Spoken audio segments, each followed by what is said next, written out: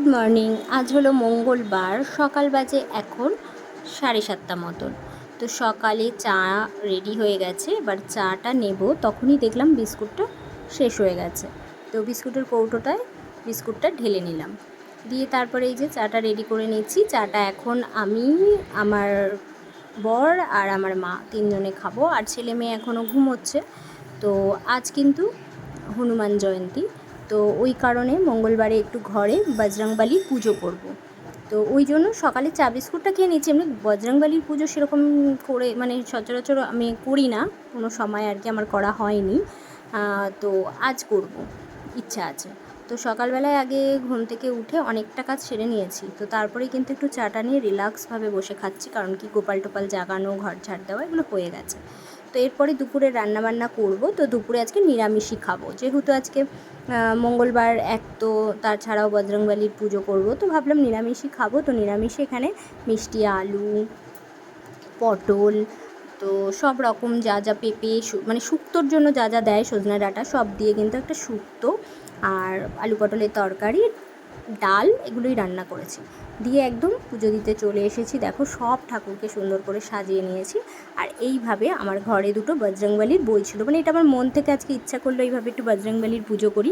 তো দুটো বজরংবলীর বই আমি সত্যি কথা মানে কিনেছিলাম যাতে আমি হনুমান চল্লিশা পড়তে পারি। কদিন পুজোও করেছিলাম, তো তারপরে না আমার একটুখানি মানে ভয় কাজ করতো যে না বজরংবলীর পুজো করলে হয়তো অনেক নিয়ম বা কিছু থাক, এত কিছু আর করবো না, মানে নিয়ম করলেই তো ধরতে হয় সেগুলো আর কি, তো সেইভাবে না। তো আজকে আমার খুব ইচ্ছা করলো, তো ওইখানে দেখো ওরকম ফুল দিয়ে সাজিয়ে একদম একটা বই এরকম দিয়ে সাজিয়ে আর একটা হনুমান চল্লিশার বইটা আমি পুরো পড়লাম।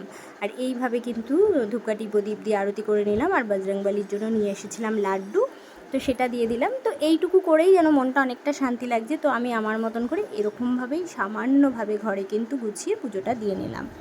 তো এরপরে দুপুরবেলায় খাওয়া দাওয়া করবো, আর দুজনে দেখো খাওয়ার টেবিলে বসে খুনসুটি করছে দুই ভাই বোনের।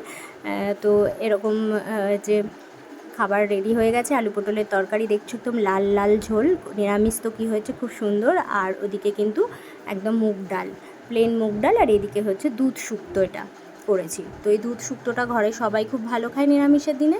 তো খাওয়া দাওয়া সেরে দুপুরে একটু রেস্ট নিয়ে নিলাম। আর সন্ধ্যাবেলায় ছেলের চলে এসছে টিচার তো পড়াতে, তো স্যার এসে পড়াচ্ছে। আর এরপরে আমার রান্নাঘরে যা যা কাজ থাকে, সন্ধ্যার পরে অনেকগুলো কাজ থাকে, তো সেগুলো করে রান্নাঘরটাকে একদম গুছিয়ে নিয়েছি। মানে বিকেল থেকেই করতে থাকি রান্নাঘর, টেবিল পরিষ্কার সবটাই করতে থাকি। তো তাছাড়াও সন্ধ্যাবেলায় টুকটাক কাজগুলো থাকে, জলের বোতল ভরে নেওয়া, এই যে এখানে বক্সটা থাকে, অনেক কিছু থাকে ছড়ানো ছিটানো সব রাখা।